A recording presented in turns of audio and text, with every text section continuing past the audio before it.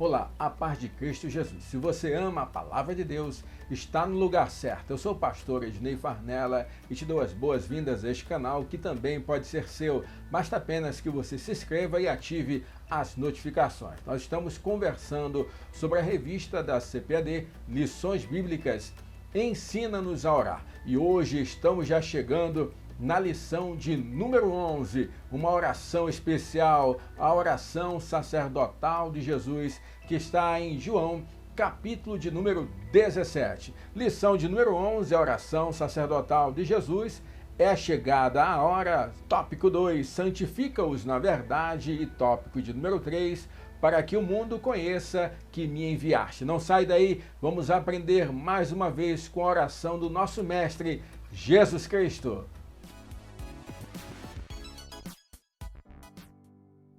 Eu quero aproveitar a oportunidade e agradecer a você.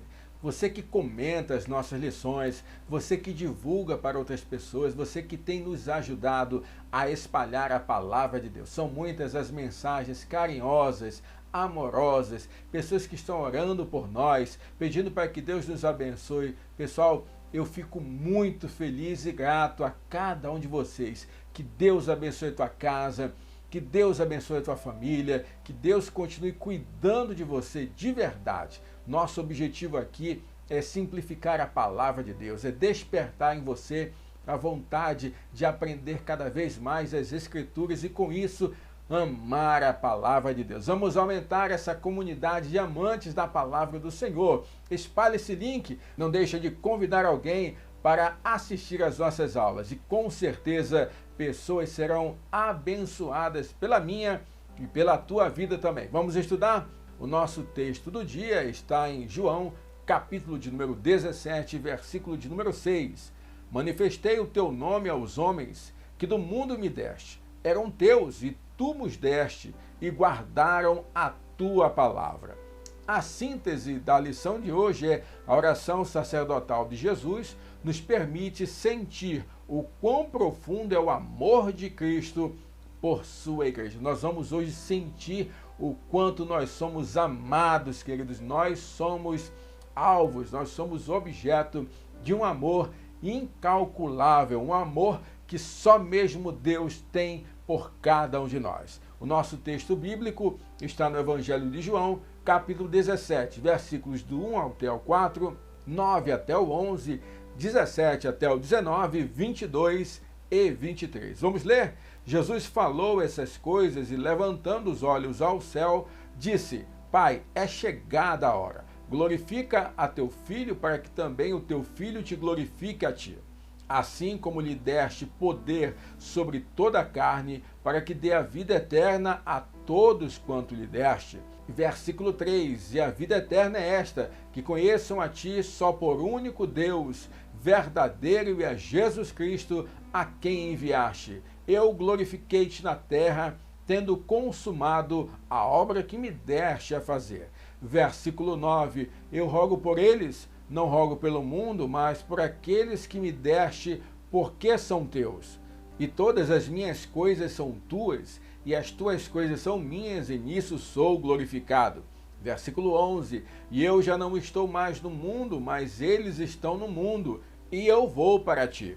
Pai Santo, guarda em teu nome aqueles que me deste, para que sejam um, assim como nós. Versículo 17, santifica-os na verdade, a tua palavra é a verdade. Assim como tu me enviaste ao mundo, também eu os enviei ao mundo. E por eles me santifico a mim mesmo, para que também eles sejam santificados na verdade. Versículo 22. E eu dei-lhes a glória que a mim me deste, para que sejam um, como nós somos um. Eu neles e tu em mim, para que eles sejam perfeitos em unidade, e para que o mundo conheça que tu me enviaste a mim e que tens amado a eles como me tens amado a mim. Este é um trecho da oração sacerdotal de Jesus. Uma bênção. Realmente vamos aprender hoje com esta poderosa oração. Vamos falar com Deus?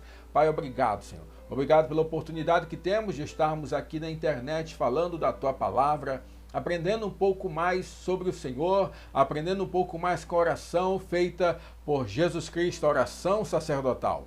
Pai, abre o nosso entendimento, ilumina a nossa mente, para que venhamos ser transformados pelo poder da Tua Palavra e que possamos amar cada vez mais as Sagradas Escrituras, Pai. É o que te pedimos, em nome de Jesus.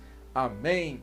Queridos, eu quero lembrar você que nós disponibilizamos gratuitamente para você os slides da lição, tanto em PDF quanto em PowerPoint. Então, se você tem interesse nos slides, basta ir aqui embaixo na descrição deste vídeo e os links estão à tua disposição. Você está livre para usar da maneira como melhor desejar, abençoando a tua vida, para que você também possa abençoar outras pessoas. Querido, eu quero começar essa lição fazendo uma pergunta toda especial para você. Você sabe qual o seu papel no mundo enquanto membro da Igreja de Cristo? Você sozinho, e nós já conversamos sobre isso, você sozinho é membro. Eu e você unido a um corpo, você é igreja. Você já sabe o teu papel na igreja. E qual o papel da igreja neste mundo? Todos nós temos um chamado específico e eu tenho orado muito ao Senhor, querido, para que pessoas como você, empenhadas em aprender a palavra de Deus, saibam para o que Deus as chamou para ser e então elas reconheçam o que Deus quer que elas façam. Que o Senhor abençoe a tua vida, que o Senhor ilumine o teu entendimento para que você compreender, ouvir e entender a voz de Deus para você.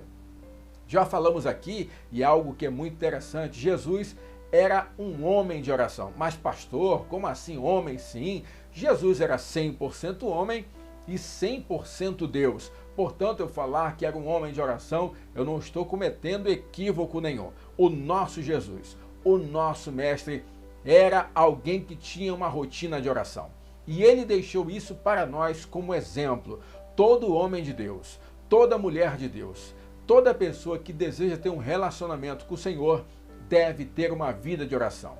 Não precisa ser uma oração no templo, não precisa ser uma oração em um lugar diferenciado. O importante é que você tenha o hábito de orar. A palavra de Deus nos orienta a orar em todo o tempo, orar em todos os lugares. Eu estou aqui, mas estou no pensamento orando, eu estou no metrô, eu estou orando no ônibus, no trem, não importa onde eu esteja, eu estou orando, intercedendo. Às vezes recebo aquele pedido de oração e coloco em oração. E naquele momento já faço a minha oração ali no pensamento. Mas também preciso ter o meu momento de oração devocional, minha oração em particular. E nós aprendemos o quanto é importante a oração também em particular. Mas nesta lição nós estudaremos uma oração especial realizada por Jesus. A oração sacerdotal. Essa oração propõe uma síntese das questões que envolvem a missão dos cristãos na terra, o processo de santificação, a vontade de Deus para com a sua igreja e as necessidades dos crentes para com o Pai Celeste. Em um momento complicado como o que estamos vivendo, somos lembrados de que em Deus somos mais do que vencedores. Que ano difícil nós estamos vivendo, que época complicada. Mas nós precisamos entender que assim como Jesus orava, intercedia por nós, hoje o Espírito Santo continua intercedendo por nós com gemidos inexprimíveis. Ele falou que nós não estaremos sozinhos, que quando ele fosse ao Pai, nos enviaria o Espírito Santo. Eu quero te dizer, querido, que esse Espírito Santo habita dentro de você, habita dentro de mim, e é por causa desse Espírito Santo que nós continuamos clamando com a certeza de que o Senhor nos ouve. O Senhor ouve a oração do seu povo.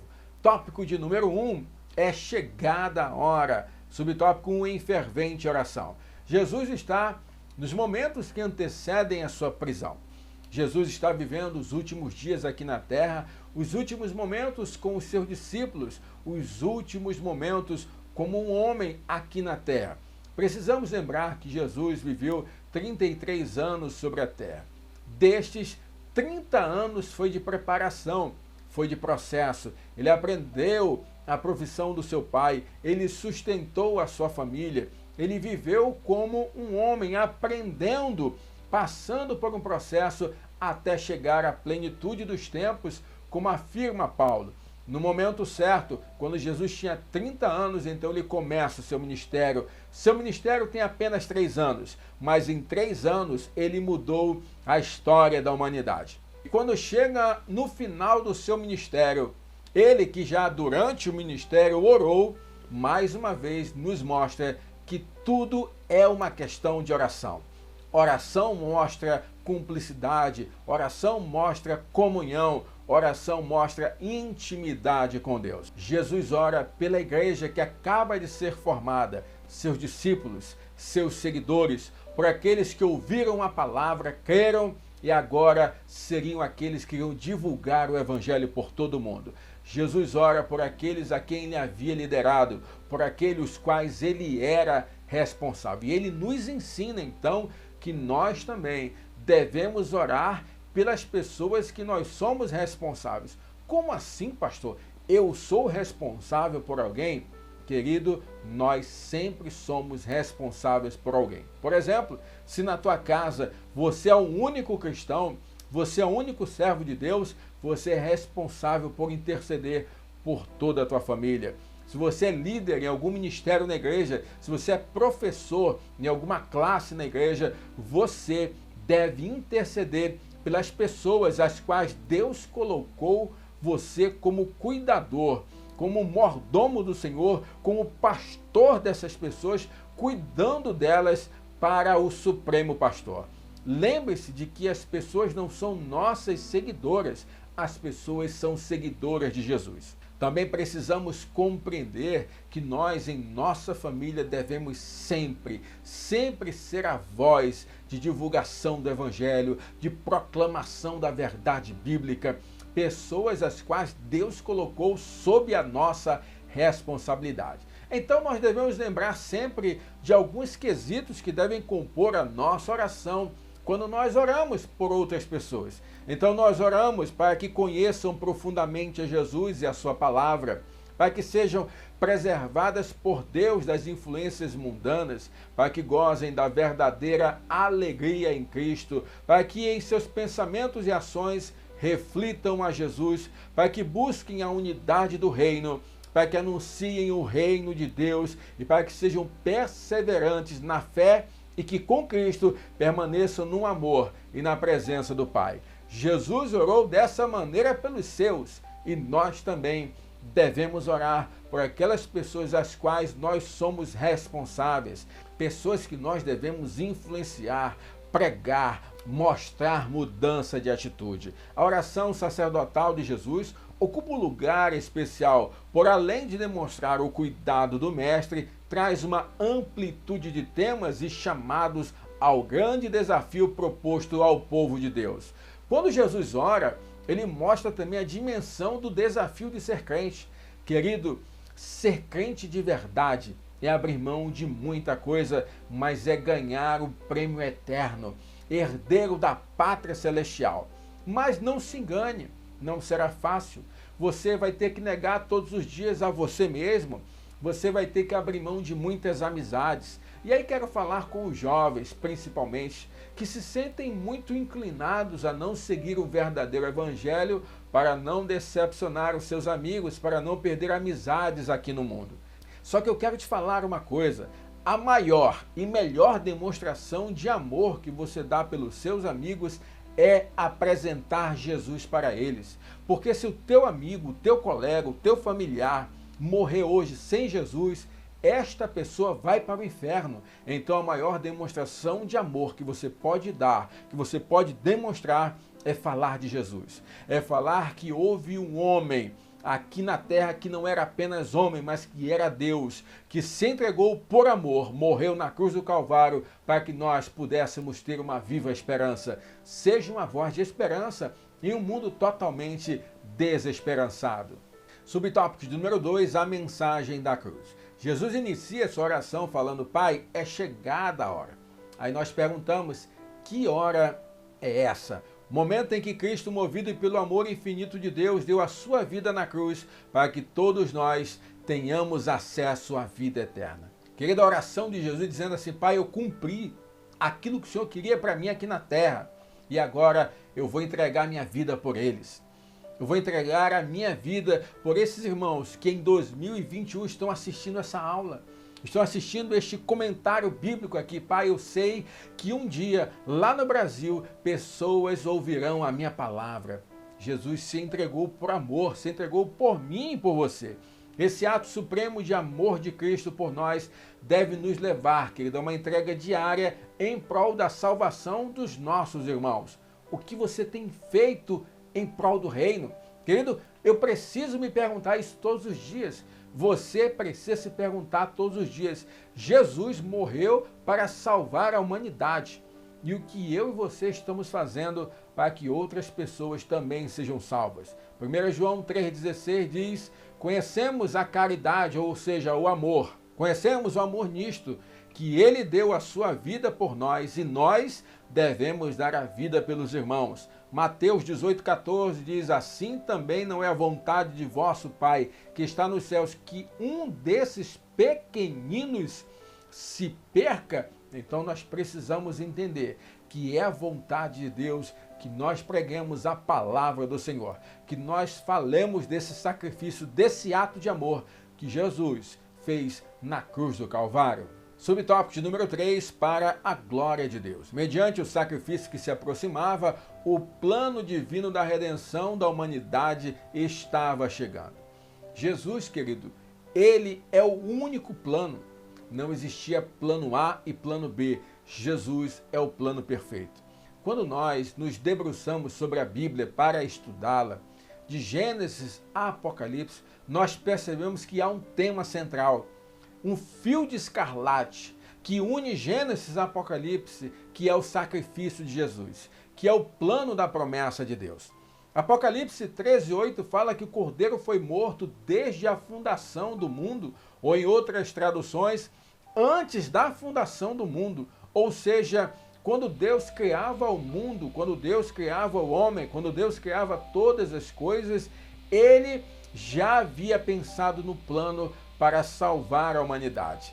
E o plano para salvar a humanidade sempre foi enviar Jesus Cristo para morrer por toda a humanidade. Essa palavra, essa promessa foi declarada quando do proto-evangelho registrado em Gênesis, capítulo 3, versículo de número 15. Isso mesmo, guarde isso. Gênesis, capítulo 3, versículo 15 é aquilo que conhecemos na teologia como proto-evangelho.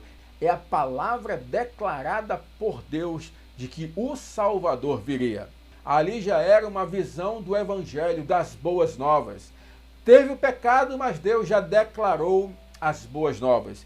Jesus viria para trazer redenção a toda a humanidade. O homem pecou, estava condenado à morte e ao inferno e precisava de um Salvador. O Salvador sempre foi Jesus Cristo. Então, quando nós observamos que há um amor incalculável, registrado em 1 João 1,10, nisto está a caridade ou o amor. Não em que nós tenhamos amado a Deus, mas em que Ele nos amou e enviou o seu Filho para propiciação pelos nossos pecados. Querido, quando nós observamos que Deus na eternidade já projetou, já planejou a nossa salvação e que esta salvação dependia de um sacrifício que foi feito por Jesus, por amor, porque amou a mim e a você, esse amor me constrange. Esse amor me envolve. E como, querido? Sabendo que eu sou alvo desse amor tão grande, como eu não posso levar uma vida que agrade a Deus? Como eu não posso amar a palavra de Deus? Como eu não posso dar tudo que tenho para o meu Senhor, para o meu Salvador? Como não oferecer o melhor para o meu Deus? Queridos, somente quando nós nos damos conta desse amor com que Cristo nos amou, é que nós percebemos que não há nada que possamos fazer que vá retribuir, que vá compensar o que Deus fez por nós. Então, querido, se eu vou à igreja, se eu vou a uma evangelização, se eu presto um serviço para o reino, eu vou fazer o meu melhor, para que o nome do Senhor seja glorificado. A minha vida vai glorificar a Deus, a minha história vai glorificar a Deus, o meu testemunho vai glorificar a Deus. E aí eu lembro daquela passagem que todo crente deve guardar no coração. 1 Coríntios 10, 31 diz assim: quer vocês comam, quer vocês bebam, quer vocês façam qualquer outra coisa, façam tudo para a glória de Deus. Quando Jesus diz glorifica teu filho, ele completa para que também o teu filho te glorifique a ti. O mestre não busca a sua própria glória, mas sim a glória do Pai e do Filho, que com o Espírito Santo formam uma só pessoa, a Trindade. Querido, Jesus em nenhum momento quis a glória para si. Ele diz: é chegado o reino dos céus e eu estou aqui para glorificar o meu Pai. Pai, glorifica o teu Filho para que eu possa glorificar a ti. Que a sua vida, querido, seja uma vida para a glória de Deus. Tópico de número 2, santifica-os na verdade. Subtópico 1, a tua palavra é a verdade. A palavra de Deus, as escrituras para nós é algo fundamental, é algo muito importante. Perceba que quando Jesus faz a oração sacerdotal, ele deixa claro que tudo aquilo que ele estava pedindo, a intercessão que ele fazia, era para aqueles que haviam recebido as suas palavras, que haviam crido, que haviam guardado no coração e que agora iriam praticar, espalhando esse evangelho por todo o mundo. A palavra do Senhor revela qual o plano de Deus para a humanidade, revela a forma como devemos nos comportar, a forma como somos direcionados todos os dias. Não é à toa que neste canal eu sempre falo para você: ame a palavra de Deus, ame as Escrituras, ame a Bíblia Sagrada, não como uma forma de idolatrar a letra, mas como uma forma de conhecer o nosso Deus. Nós só vamos conhecer o Senhor de verdade pelo meio que Ele escolheu para se revelar a nós. E Ele escolheu se revelar a nós por meio da sua palavra. Na época de Jesus, como Deus se revelou à humanidade? Primeiro, pelo seu Filho Jesus, seu Filho encarnado. A palavra fala que ele é a imagem do Deus invisível. O próprio Jesus fala: quem vê a mim, vê o Pai. Então a revelação de Deus na época de Jesus era ele, a pessoa de Cristo. E a sua mensagem, as suas palavras, os seus ensinos. E olha o que Jesus pede para aqueles que ouviram e creram em sua palavra: proteção, alegria, santificação, união e amor. Onde é que eu vejo isso, pastor? João 17, do 6 ao 9, diz assim: manifestei o teu nome aos homens que do mundo me deste. Eram teus, e tu nos deste, e guardaram a tua palavra. Agora já tem conhecido que tudo quanto me deste provém de ti. Versículo 8, porque lhes dei as palavras que me deste, e eles as receberam, e têm verdadeiramente conhecido que saí de ti, e creram que me enviaste. Eu rogo por eles, não rogo pelo mundo, mas por aqueles que me deste, porque são teus. Ou seja, a oração sacerdotal de Jesus não é para todo mundo.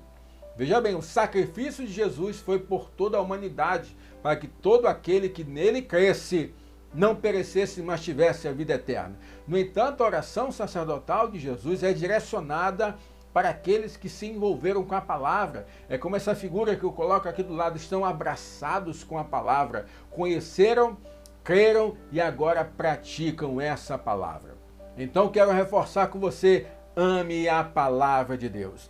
Na medida em que as palavras de vida penetram no coração e na mente do cristão, ele se torna pertencente a Deus.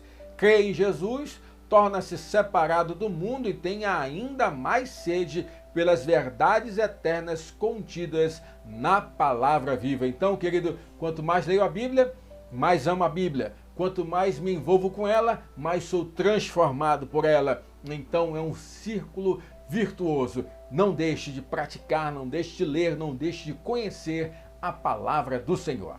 Subtópico número 2, que os livre do mal. Jesus também pede que o Pai livre os seus filhos do mal. Perceba que a oração de Jesus é a seguinte: não peço que os tire do mundo, mas que os livre do mal. Isso é importante, querido, porque enquanto igreja, nós sabemos que já não pertencemos mais a este mundo. Nós somos moradores da pátria celestial.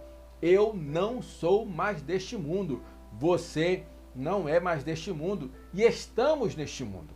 E neste mundo o Senhor já nos preparou. Aqui nós teremos aflições, aqui nós teremos dificuldades, mas o Senhor Jesus orou por nós ao Pai dizendo: livra eles do mal. O amor de Cristo o impeliu a interceder por cada um que teria que enfrentar os desafios que se levantariam ao longo de toda a história da igreja aqui nessa terra. Nosso mestre então complementa essa oração pedindo que o Pai santificasse seus filhos na verdade.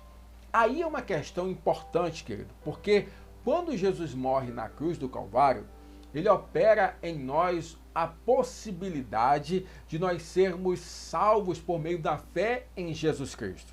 Há aquilo que ocorre de graça preveniente que me permite escolher Jesus como meu único e suficiente Salvador. Quando eu me rendo a Jesus, entrego a minha vida para Ele, a obra feita por Jesus na minha vida opera a justificação. Eu sou justificado de uma vez só. A justificação para nós evangélicos é um ato não feito por mim, mas um ato feito por Jesus na cruz do Calvário. Eu sou justificado por Cristo. No entanto, a santificação é um processo. A santificação é um processo que vai levar a minha vida toda. Eu preciso hoje ser mais santo do que fui ontem. Preciso ser amanhã mais santo do que sou hoje. E assim sucessivamente. É aquilo que Paulo fala: esquecendo-me das coisas que para trás ficam, prossigo para o alvo. Eu não vou praticar as coisas que praticava no passado. Eu não vou viver as coisas que vivia no passado. O velho homem morreu. O velho homem deve ficar enterrado. Quando eu me batizo e retorno simbolicamente ali na nova criatura, eu preciso entender que o velho homem ficou sepultado no fundo das águas batismais. Então esse processo de santificação vai ocorrer continuamente em minha vida.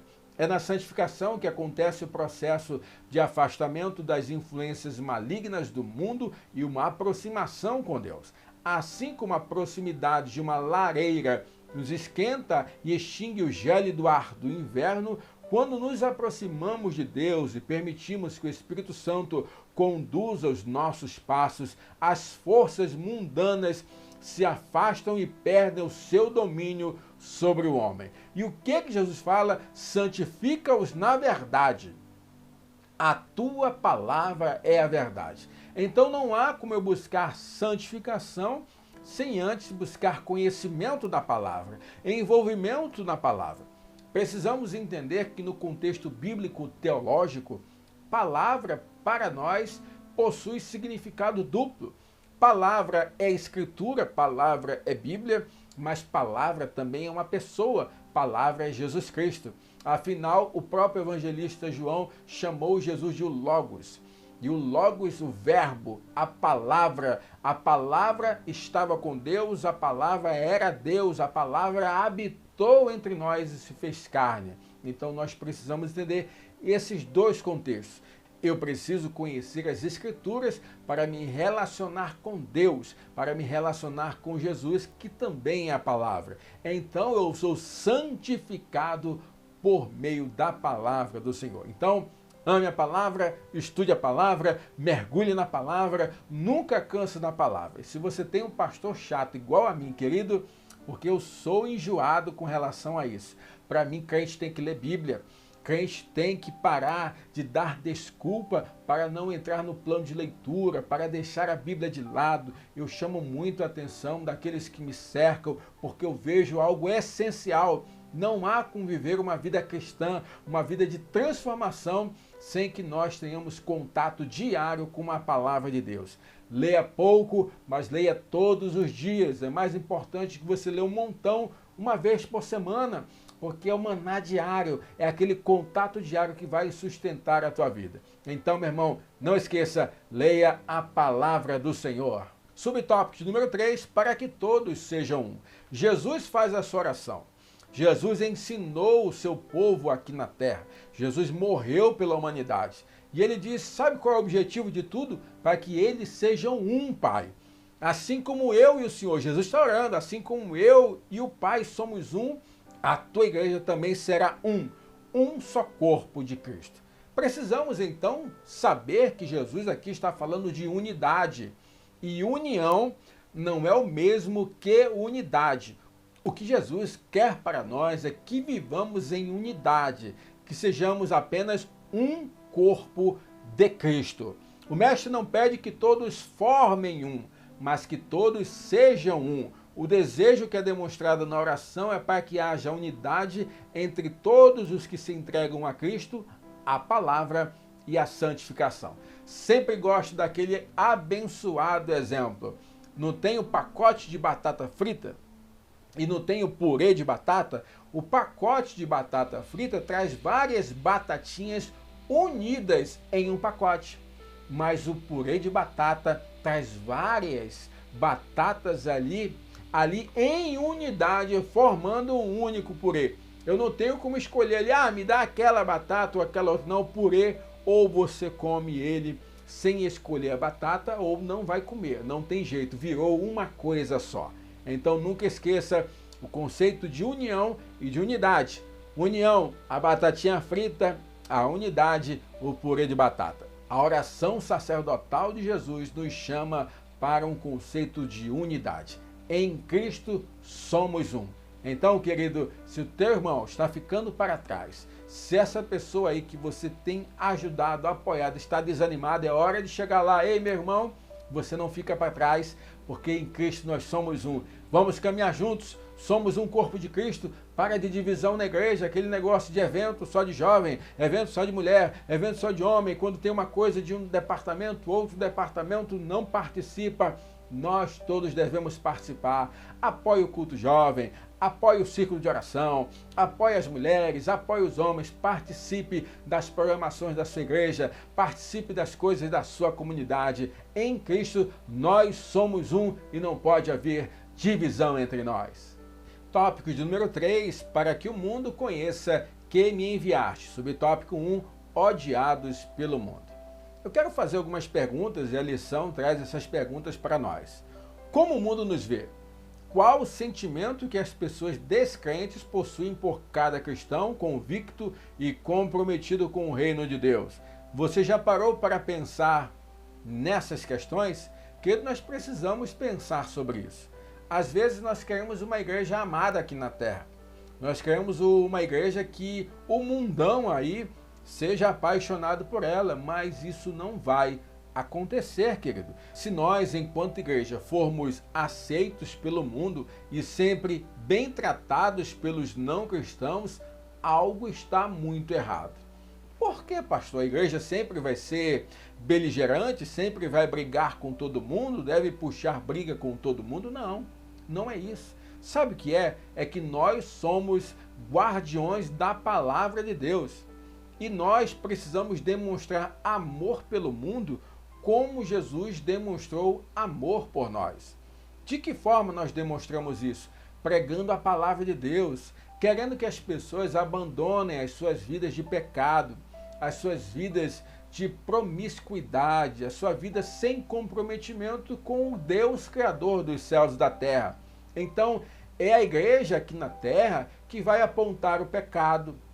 É a igreja aqui na terra que vai pregar a palavra como uma única regra de fé e prática, que vai dizer que a Bíblia é a palavra de Deus, que existe um Deus que está no controle de tudo, que nós não somos esses merecedores todos de coisas boas, que tudo que nós alcançamos é por graça e misericórdia de Deus, e as pessoas não gostam de ser confrontadas. Se na própria igreja, quando nós confrontamos, e aí falo de carteirinha, porque eu sou alguém que passo por muita dificuldade com isso, porque quantas vezes pessoas que gostam, pessoas que te dizem amigas, não recebem bem as palavras de exortação.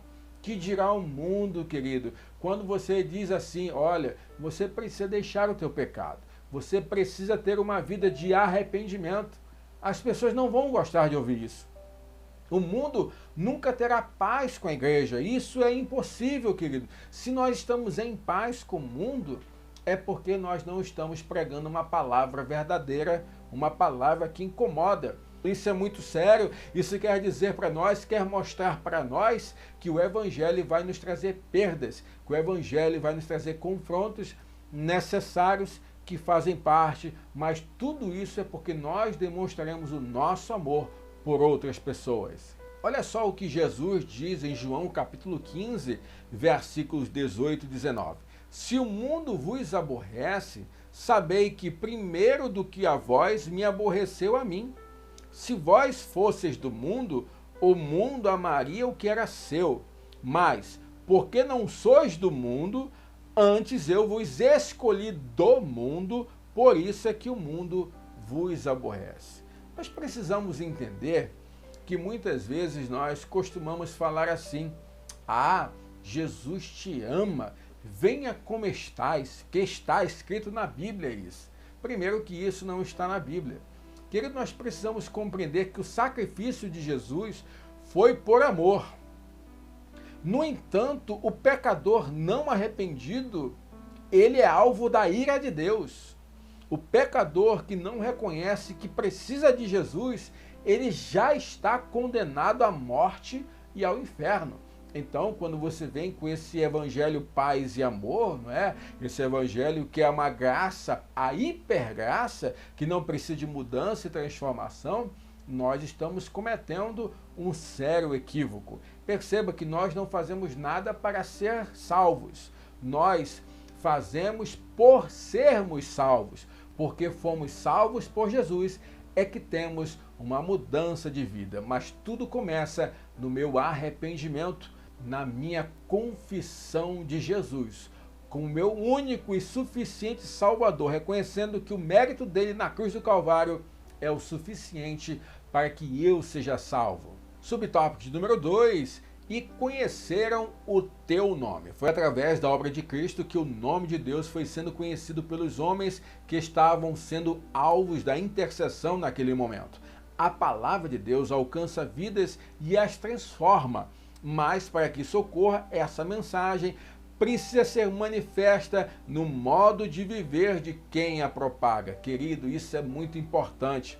Jesus foi conhecido e foi diferenciado na sua época porque as pessoas viam que ele falava como quem tinha autoridade. A mensagem que Jesus pregava, a mensagem que ele propagava, era uma mensagem pregada com autoridade de vida, de testemunho. Ele vivia aquilo que ele pregava.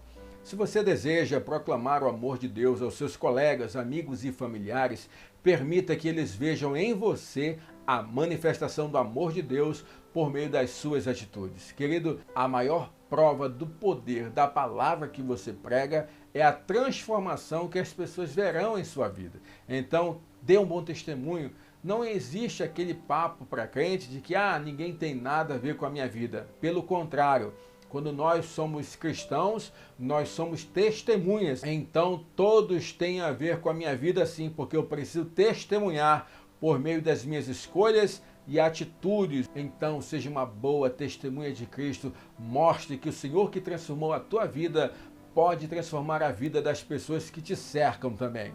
Subtópico de número 3, a obra continua. Jesus está dizendo ali: Pai, eu fiz o que era para ser feito. Daqui a pouco eu me entrego ali na cruz do Calvário num sacrifício vivo para que a tua justiça seja consumada em mim. O amor eu estendo a todos os povos, mas o trabalho não para. Eles vão frutificar.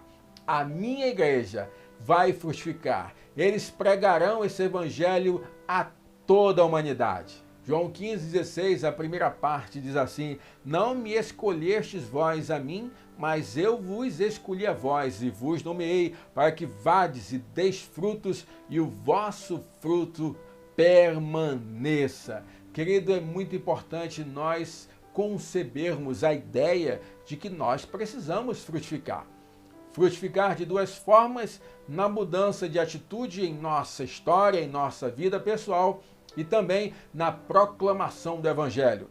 Eu preciso pregar esse Evangelho, eu preciso discipular alguém, eu preciso levar essa mensagem sagrada a outras pessoas. Qual é a grande comissão? Ide por todo mundo e fazei discípulos por todas as nações. Na verdade, nós precisamos praticar o discipulado. Precisamos nos responsabilizar por alguém. Não pense que a responsabilidade das ovelhas da igreja é apenas do pastor. Você se engana muito com isso, porque todo crente foi chamado para ser um discipulador. E quando Deus coloca alguém na minha vida para que eu discipule, eu estou sendo responsável por aquela pessoa diante de Deus e iremos prestar conta de tudo isso. O evangelho precisa ser pregado. Jesus nos deu esta ordem, é o mandamento do Senhor. E a igreja é responsável por levar essa palavra. Para que todos os homens pudessem aceitar a salvação em Cristo Jesus, se faria necessário anunciar as boas novas. Os discípulos fizeram a sua parte. A igreja primitiva fez a sua parte. Em meio à perseguição, em meio à morte, em meio ao sofrimento. Agora nós somos convocados como exército de Cristo para darmos continuidade nessa história. Precisamos fazer a nossa parte. Igreja, nós estamos sendo convocados para continuar a pregação do Evangelho de Jesus Cristo. Somos convocados a anunciar a todos que há uma esperança. Precisamos dizer sim ao nosso chamado. Deus está chamando você. Deus está escolhendo você para pregar a palavra para alguém. Se você ainda tem essa dúvida, não tenha mais a partir de hoje. Você foi convocado para o exército de Cristo na oração sacerdotal de Jesus. Ele também intercedeu por você, porque ele sabia que um dia você ouviria a palavra e guardaria no seu coração. Mas ele intercedeu também por você para que você tivesse força, para que você fosse capaz de continuar a obra, continuar o trabalho, porque ainda não acabou. Nós precisamos pregar esse evangelho a toda criatura. Querido, eu quero acabar a lição de hoje com 3 verdades para você guardar em seu coração. A primeira, a oração sacerdotal de Jesus nos ensina que devemos demonstrar amor também por meio da oração. Segundo, devemos lembrar que somos amados com amor incomparável e isso deve nos mover a fazer tudo, mas tudo para a glória de Deus. Terceira coisa, o dever de todo cristão é conhecer, amar e pregar a palavra de Deus, porque somos chamados para frutificar. Como aprendemos com Jesus, não é verdade? O nosso Jesus é o mestre dos mestres, aquele que nos ensina tudo o que nós precisamos saber. Vamos orar? Vamos agradecer a Deus por essa aula. Pai, obrigado, Senhor. Obrigado por essa aula, Senhor. Obrigado pela oração que o Senhor fez por nós. Essa palavra, Jesus, nos alcançou. E hoje que essa palavra continue alcançando outras pessoas, continua falando, reverberando ao nosso coração, ao nosso pensamento. Abençoe esse irmão e essa irmã que acompanha conosco essa aula, em nome de Jesus. Amém. Quero que Deus abençoe a tua vida. Muito obrigado por ter assistido até este momento, esta lição. Não sai sem deixar um comentário. Já colocou o teu like abençoado aí? Manda um like para nós, manda um comentário abençoado. Se você não é inscrito no canal, se inscreve. Conhece alguém que ainda não é inscrito no nosso canal? Nos ajuda a espalhar a palavra do Senhor. Que Deus abençoe a tua casa, que Deus abençoe a tua família, o teu ministério, os teus negócios. E não esqueça, ame a palavra de Deus.